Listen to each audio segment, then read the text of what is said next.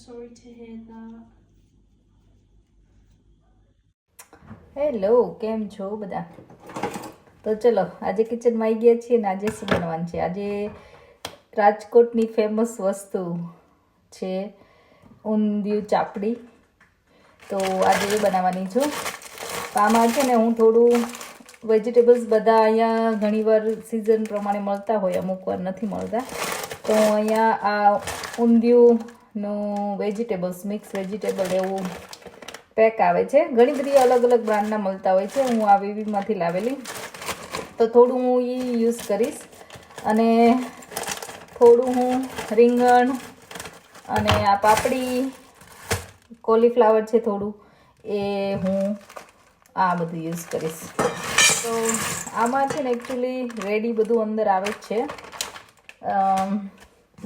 રીંગણ ભરેલા હોય નાના નાના, પટેટો છે નાના નાના, પછી આ રતાળું કહેવાય કે શું કહેવાય, પર્પલ આવે રતાળું છે, પ્લસ મેથીના મૂઠિયા હોય અંદર.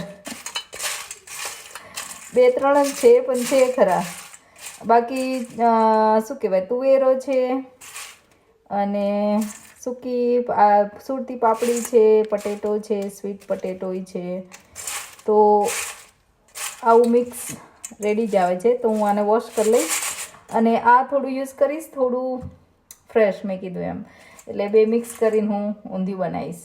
તો ચલો કેવી રીતે ઊંધિયું બનશે.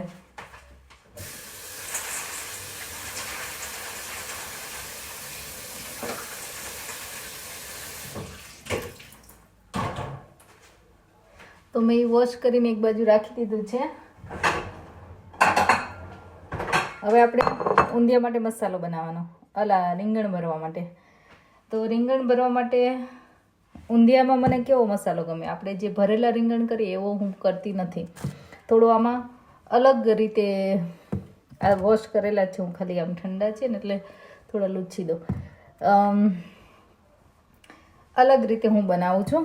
તો ફટાફટ ચલો કઈ રીતે બનાવું છું હું તમને બતાવી દઉં. શું હું યુઝ કરું છું મસાલામાં રીંગણ ભરવા માટે.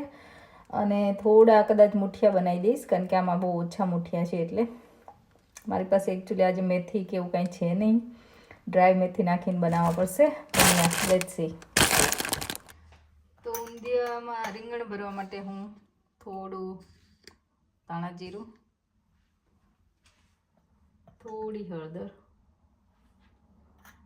થોડું લાલ મરચું કે ટેસ્ટ પ્રમાણે તમારે, અને થોડો ગરમ મસાલો એડ કરીશ.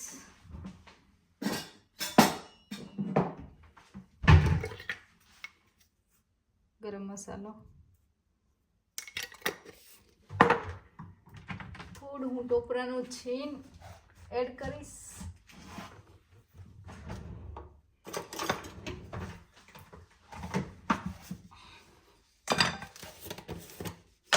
મારી પાસે રેડીમેડ છે ટોપરાનું છીણ, તો એ જ નાખી દઈશ.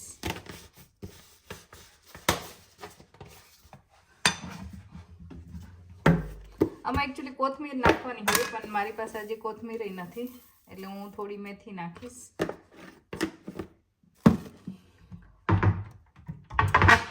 કોથમીર વીકેન્ડમાં લેવાની રહી ગઈ છે એકચ્યુઅલી. અને થોડો ચણાનો લોટ, બસ.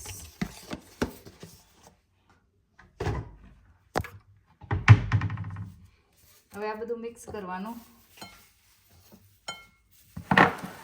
ઓફકોર્સ લસણ નાખવાનું, આમાં થોડું લસણ પણ હું એડ કરીશ. તમે લસણ ન ખાતા હોય તો તમે અવોઇડ કરી શકો છો.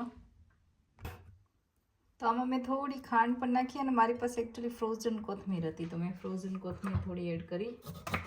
અને ગુજરાતી હોય એટલે ખાટું મીઠું જોવે. થોડી ખાંડ, થોડું લીંબુ એડ કરીશ.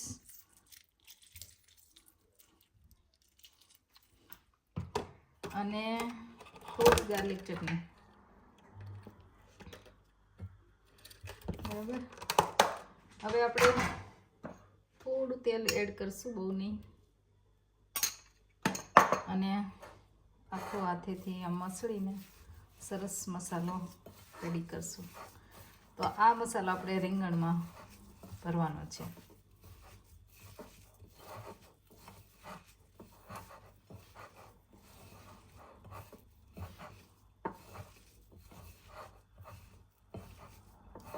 ચલો રીંગણને આપણે ભરી લઈએ ફટાફટ.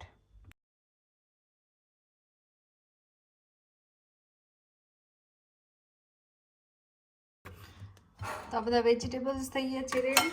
અને હવે છે ને આપણે આમાં ગ્રેવી કરીએ એ લોકો ઓનિયન ગાર્લિક ટમાટાની. આપણે ગ્રેવી માટે 1 ઓનિયન અને 2 ટમાટા લઈશું.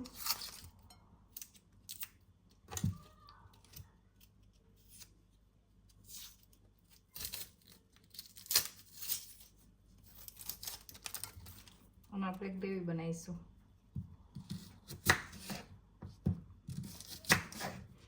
એકચ્યુઅલી જલ્દીથી બનાવવા માટે હું ભેગી જ ગ્રેવી બનાવી લઈશ. ટમેટો ને મરચું ઓનિયન બધું. તો આ જારમાં આપણે ઓનિયન લઈ લીધા. મરચું જેટલું તમારે તીખું ખાતા હોય છોકરાઓ કે તમારા ઘરે એટલું તીખું જ કરવાનું ઓફકોર્સ. તો આની હું ગ્રેવી બનાવી લઈશ અને પછી આપણે વઘાર કરીશું. બધું વેજીટેબલ રેડી થઈ ગયા છે. અને મીનવાલ પછી હું છેલ્લે પેલા બોલ્સ બનાવીશ કે આમાં છેલ્લે દિવસ કરવાનું થાય. તો ચલો ગ્રાઇન્ડ કરી લઉં.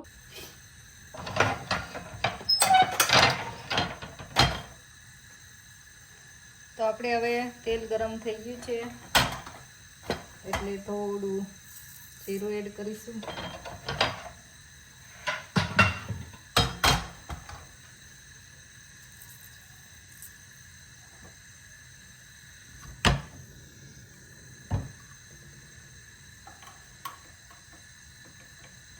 થોડી દળેલી મેથી,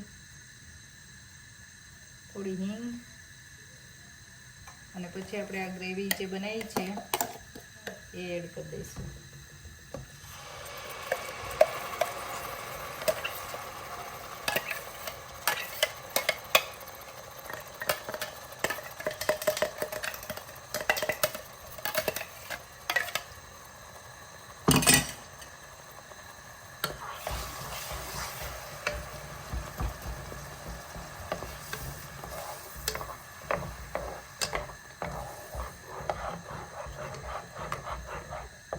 આપણે આને સાતળીશું થોડી વાર.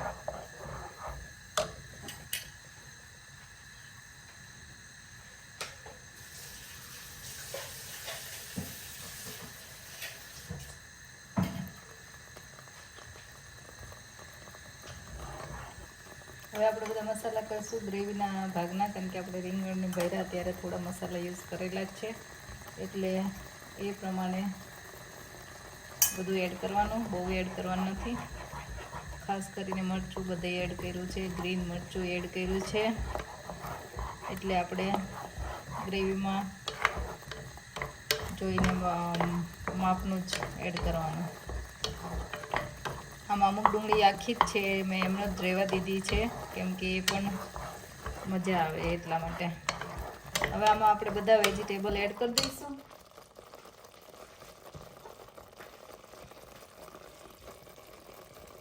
તો આ જે ફણસી ને બધું છે અને આ મસાલો હોય તે હું એમાં એડ જ કરી દઈશ વધારાનો બધો શાકભાજી જોડે જ.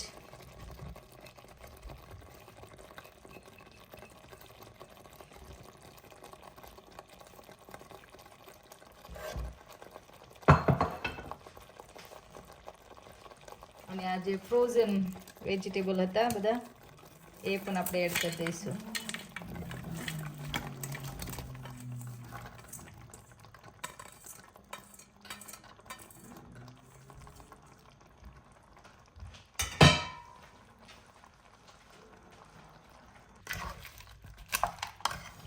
તો આ રીતે બધું મિક્સ થઈ ગયું છે.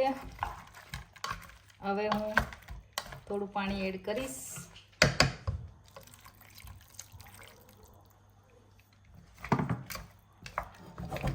હજી થોડું એડ કરવું તો પડશે જ. તો મેં સોલ્ટ ક્યાંય યુઝ નાખ્યું નથી એટલે હવે સોલ્ટ હું બધાના માપનું એડ કરી દઈશ. અને મેં પાણી આટલું એડ કરી દીધું છે. બુટ આમ એટલું પાણી એડ કરવાનું. અને હવે આપણે કુકર ઢાંકી દઈશું અને 2 સીટી કરીશું. પછી કુકરને એમના પડ્યું રહેવા દઈશું. પછી જોઈ લેવાનું, ન ચડવું હોય તો એમનામ જ ગેસ ઉપર ચડાવવાનું છે. તો હવે હું કુકર બંધ કરી દઉં.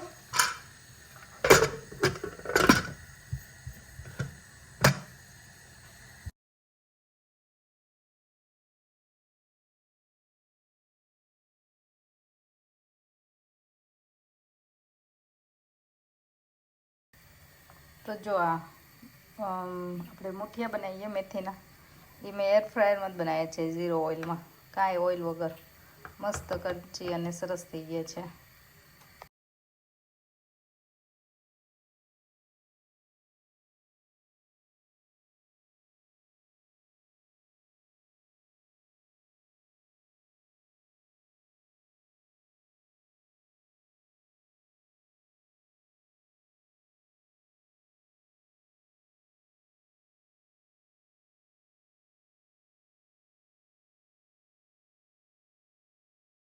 તો આ ચાપડી પણ હું આવી જ રીતે બનાવવાની છું, એર ફ્રાયરમાં જ, તે તળવાની નથી. તમે તળવી હોય તો તમે તળી શકો છો. તો જોઈ લો, આ ઊંધિયું જે ચાપડી યારે ખાવાનું હોય એ થોડું ઢીલું જ હોય, એટલા માટે આ થોડું રસાવાળું છે, એને ચાપડી અંદર નાખીને ખાવાની હોય. તો આ ઊંધિયું થઈ ગયું છે રેડી. અને મેં મુઠિયા પણ જે બનાવ્યા હતા એ એડ કરી દીધા છે, કે જેથી આમાં સોફ્ટ થઈ જાય. તો આ રીતે થઈ ગયું છે ઊંધિયું રેડી. અને આ મારી ચાપડી પણ રેડી થઈ ગઈ છે, અડધી એર ફ્રાયરમાં અને અડધી હજી થાય છે. તો ચલો, આ થઈ ગયું છે ઊંધિયું ચાપડી રેડી. આઈનો બધા અલગ અલગ રીતે બનાવતા હોય. આમાં ઘણાને બહુ બધું તેલ તરતું હોય, એવું ગમતું હોય. તમારી ઈચ્છા, તમારે તેલ વધારે એડ કરવું હોય તો કરી શકો છો, પણ અમને આ રીતનું જ ભાવે છે, એટલે હું બહુ તેલ એડ કરતી નથી. અને તમે ચાપડી આમાં ચોળીને આ ઊંધિયું નાખીને ઉપર ઓનિયન, સેવ બધા નાખતા હોય તો એ રીતે પણ તમને ખાવું હોય તો ખાઈ શકો. તો આ થઈ ગયું છે આખું ઊંધિયું ચાપડી ready. Sorry to hear that. ચાંદ જો ચાંદને શું થયું ખબર નથી. ચાંદ બધા કહેતા હોય ચાંદ હસતી નથી, પણ ચાંદ બહુ હસતી હોય છે એકચ્યુઅલી. કેમેરા આમે જ નથી હસતી કે વોટ હેપન? લો, રોય છે કે હસી છે ખબર નથી હવે. ચલો, ઊંધિયું ચાપડી રેડી છે. સ્નેહુ ખાવા માંડ્યો છે. ગરમ લાગ્યું ને તો ધીમેથી પેલા ફૂંક મરાય, હજી ગરમ ગરમ જ છે એટલે. કમલેશ, તમે છાશ બનાવવા માંડ્યા? જો એમને છાશ પીવાની ઈચ્છા થઈ ગયા છે, એટલે છાશ બને છે. અને જમવાનું રેડી છે. આ ઊંધિયું ચાપડીની પ્લેટ. અચ્છા, ને યાદ આવી ગઈ ચાપડી ઊંધિયું. ક્યાં ખાતા તમે? તાવામાં ગમે ના જાવ, ચાપડી ઊંધિયું ખાવાનું મજા આવે. તાવાનું તો શાક અલગ હોય, બટેકાનું રસાવાળું શાક બનાવે, ઊંધિયું ન બનાવે. આઈ થિંક તાવામાં મસ્ત બનાવે ચાપડી બનાવે, પણ આઈ થિંક ઊંધિયું શાક હોય કાં તો ઊંધિયું હોય. બટેકાનું મસ્ત રસાવાળું શાક હોય આઈ થિંક તાવામાં. તો આ ચાપડી ઊંધિયું તો રાજકોટમાં નહીં ખાધું?